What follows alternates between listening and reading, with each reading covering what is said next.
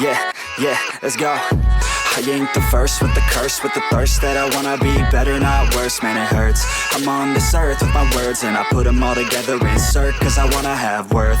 Working hella hard till they put me in the dirt. What's going on, everybody? Welcome to another episode of the Fantasy Football Truther. For this episode, it is second year wide receiver breakdowns. Okay, make sure this mic's still working. It is second year wide receiver breakdown or breakouts or however you want to phrase it. So kind of hopping into the list, I did go back over stats for all of these players. I tried to compare their beginning of the season to the back third of the season. So like the first, 10 games or 11 games compared to the last 6 or 7. If you look at Marvin Harrison Jr., right, which is everybody's darling for the second year wide receiver breakout.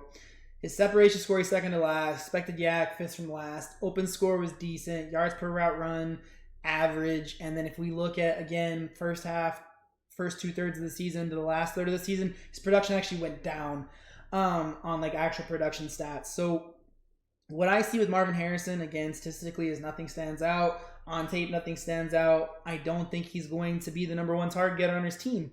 I don't think there's a way, unless Trey McBride gets injured or he takes a, 40% leap in production and skill and just everything, I don't see a way or a world where he's going to outpace Trey McBride. I also have a hard time drafting him where he's going in drafts because, again, he's going as a wide receiver 2, wide receiver 1. I just don't have that faith that he's going to have that step. Again, I just don't see anything from Marvin Harrison Jr. that truly stands out for me to believe in him being this crazy big breakout that everybody thinks he's going to be. I would be more than happy to be proven wrong, but he still won't be somebody that I draft this year because I just don't have the faith that he's going to actually do it. The next player who I had a lot of excitement over, who I was like, man, this guy's going to be the guy in 2025, was Odunze. Unfortunately, the way that the Bears drafted, taking a wide receiver and a tight end all in the first 5 rounds, I have lost all my faith in him having a real significant breakout season. I would think it would take a lot of lack of production from the other tight end and wide receiver spots for him to be able to have a true breakout season. As far as like his stats, he was kind of like average. He pretty much stayed the same throughout the whole season. I do think a lot of that comes back down to Caleb Williams not throwing a lot of good balls or catchable balls, and he was unfortunately a victim to that, very much like DJ Moore was as well. I do think that Odunze had a good chance to break out this year. I don't have that same feeling anymore. I think there's too much target competition, and I feel like anybody who's trying to peddle you that he is this great pick to take, I don't see like the viable path for him to get there just based on the target competition. And I do also have a slight concern that obviously Ben Johnson's coming in. He didn't draft him. He didn't draft DJ Moore. I did like Rome's tape in college. I did like his tape last year.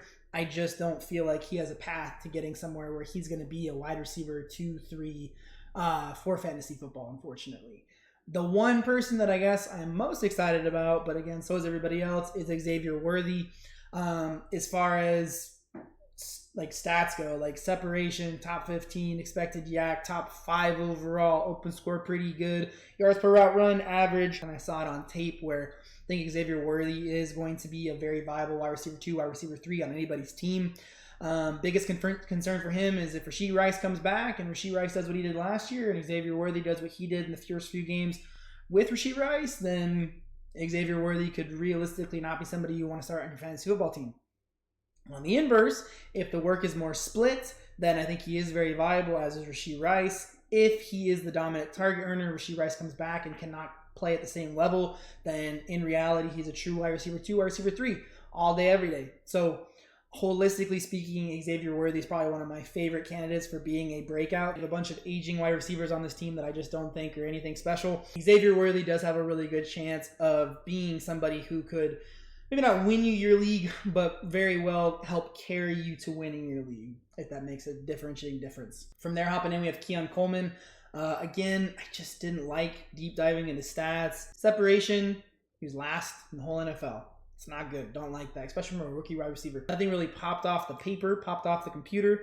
Same thing from the tape. I just feel like he's a big body receiver who's not going to get the work in the slot where I think he really needs to be. Because obviously you have Khalil Shakir on this team. I also just feel like the Bills' mentality has really shifted away From we have one really great wide receiver to we have a bunch of guys who are good at football, but we're not just going to target one dude primarily, and I think that's going to be their new direction going forward. I don't think Keon Coleman has that potential to jump up. I just don't really truthfully see it, and unfortunately, I think he's going to end up being what he was last year, maybe slightly better because he gets a little bit older. I don't really see it out of him. From there, Xavier Legette, basically all of his stats tell you that he is not good, even as a rookie. Out of the people that nobody's talking about, I do think Legette has an opportunity based on scheme, based on how they want to use him alongside with Tet to actually make a jump up. I don't think Adam Thielen is going to be able to perform at the same level he even did last year, which wasn't the craziest of high levels. I do think that having Tet on this team does set up Xavier Legette to have a better season. I think I saw really good flashes throughout the year last year on tape. I'm like, man, this guy could be a guy. But he just isn't consistent week over week. He likes to drop the ball a lot. And I just think that he needs to be able to lock it in. I'm hoping another whole offseason with Bryce Young, having Ted on that team. I do think that Xavier Legette has an opportunity to be somebody who you're going to draft really, really, really low. No one's going to talk about. You're basically going to probably get him for free. I think there's an opportunity for him to take a decent step up. I think that he's going to have spike weeks where he can be semi-viable. From there, Devaughn Vele for the Broncos, and I don't really feel like Vele on tape, on paper, really jumped off. I don't expect him to really have a breakout season. I feel like he's going to kind of be the guy that he is, and I would be shocked if he really takes a jump, especially with the cast that Sean Payne and the Broncos have ensembled together. I just don't see a situation where Devaughn Vele gets to make a big jump up. From there, another guy that I was super excited about is Jaylen McMillan. But again, a victim of circumstance from bringing in Emeka Egbuka for them re-signing Chris Godwin. They just have too much talent on this team. I'm not saying that Jaylen McMillan is going to go by the wayside and not be, viable at all in fantasy.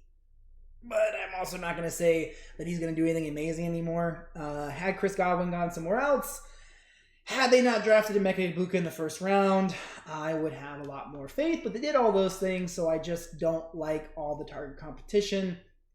It's actually probably even worse than it is for Rome because, again, they took a wide receiver in the first round versus in the third or fourth round like the Bears did. You already have Mike Evans, you have Chris Godwin, you have Bucky, you have K-Dot, and there's just too much talent on this team. I feel like Jaylen McMillan kind of gets the shaft.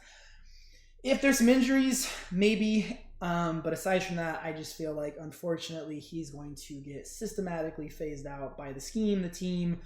And, I'm actually really sad. I was actually very high on Jaylen McMillan last year. And seeing him come along at the end of the season with the opportunities, I was hoping for more. But it is what it is. From there, you have Ricky Pearsall. Again, looking at statistics, really not anything that crazy, but then again, the guy did recover from a gunshot wound and come play. So yeah, I can throw the paper away. On tape, he did look a lot better. I am curious to see how he fits in with the team when the full cast is put together. Because last year when he was playing, he's playing with no Christian McCaffrey, no Brandon Ayuk. It's basically him, George Kittle, and Juwan Jennings. There's your team, ready, set, go. So it will be interesting to see for both him and for Juwan Jennings how this really works out. If CMC stays healthy, if George Kittle stays healthy, if Brandon Ayuk cannot look like a shell of himself, it does start to make me wonder, okay, I'm going to be honest, on tape, Juwan Jennings looks better than Ricky Pearsall, so how does he fit in? Does he really only get in there on 3 wide receiver sets? If that's the case and he's not rotating in and out with Jennings or Ayuk, then he really could get phased out and not have the opportunity to break out. But if they move off of Ayuk, if CMC gets hurt, if Kittle gets hurt, if Jennings gets hurt, if there's opportunity presented, I do have a lot of faith for Ricky Pearsall. I do think, again, like I said, statistically, throw it out, on tape, looked good. Obviously, he got better and better as the season went along. He actually started to look better than Juwan. But again, I don't know if that's more based off of scheme. I would like to be attached to this 49ers offense because, again, they're one of the best in the league year over year. And I don't expect anything different this year. Obviously, last year was standing. From there, Adonai Mitchell. Again, one of those guys where if you look at stats, it's pretty good. Dude's open a lot. Expected yak's good. Separation's good. He looks good on paper. But on tape and situationally speaking, I don't have as much faith. On tape, the dude's running a lot of goes. I just don't necessarily have the faith that he's going to be able to put up statistically significant second-year season. The other problem I have, too, is I don't know what I'm getting out of the offensive unit. I don't know what I'm getting out of him with Anthony Richardson. I don't know what I'm getting out of him with Daniel Jones. I just don't know what I'm going to get out of Adonai Mitchell. I think he has a lot of talent. But again, the problem is, in my opinion, Josh Downs, even Michael Pittman Jr., the new tight end who I can't remember his name, I'm not going to pretend like I can. I don't think you're setting yourself up where he's going to be a top targeter on this team. I think he'll have his spike weeks, and I think that will be the end of Adonai Mitchell for the entire season. That is pretty much the end of the second-year wide receiver breakouts. I would love to hear people's feedback and thoughts on this, just because I have a funny feeling that a lot of people aren't going to like everything I had to say. I'm not too high on everybody this year, except for really Xavier Worthy.